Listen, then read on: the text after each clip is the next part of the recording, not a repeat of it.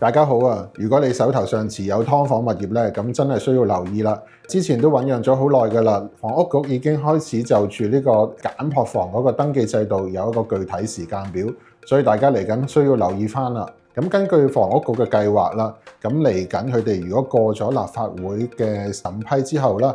喺2026年3月1號開始，咁就會開始登記呢個簡樸房嘅制度啦。咁呢個登記期有12個月嘅，咁即係話最遲喺2027年2月底之前啦，咁都需要向房屋局去做呢啲登記制度嘅。咁登記有咩用處呢？等房屋局知道你呢個單位已經係做咗呢個劏房啦，做咗呢度分間單位出租啦。咁喺登記咗之後，佢會俾一個寬限期你，有36個月嘅。咁36個月裏邊，你需要就住呢個時間裏邊去完成一啲符合翻法例要求嘅改裝，例如可能通風啊、窗口啊、一啲防火間隔啊、面積嘅要求啊。咁喺呢個時期裏邊，會有一個寬限期俾你慢慢去處理嘅。咁假設你真係處理唔到咧，咁你就唔可以喺寬限期完咗之後繼續經營呢個劏房物業噶啦。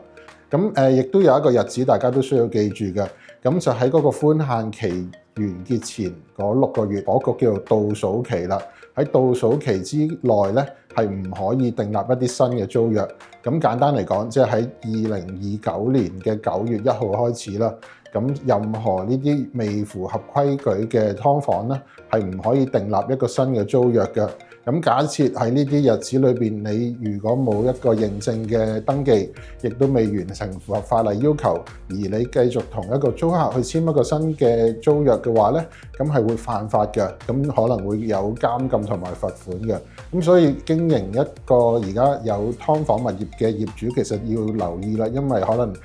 法例嚟緊都可能好快會落實，亦都會開始執法㗎啦。咁所以我自己觀察啦，喺房屋市場裏邊啦，有一啲業主可能而家手頭上都有經營劏房嘅，可能要自己審視啦，究竟有冇一個足夠嘅資源去將呢個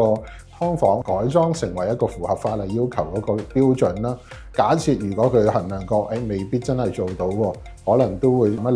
諗，同個租客提前可能終止租約啦，或者去將個單位做翻一啲還原，做翻一啲符合翻法例要求嘅租賃啦。咁而家市場上好多投資者可能已經趨向唔係做劏房啦，可能做一啲學生宿舍會比較多，一啲合租嘅形式。咁所以呢個可能我見個趨勢嚟緊，劏房嘅供應可能都會開始越嚟越少。咁劏房嘅租戶點算呢？政府可能都會有考慮到你哋嘅需求，都會揾一啲社工可能協助。到時真係如果冇一個地方去搬遷嘅話咧，可能揾一啲過渡性房屋啦，係一啲社區房屋啦，咁可以幫你哋可以做一個中轉過渡咯。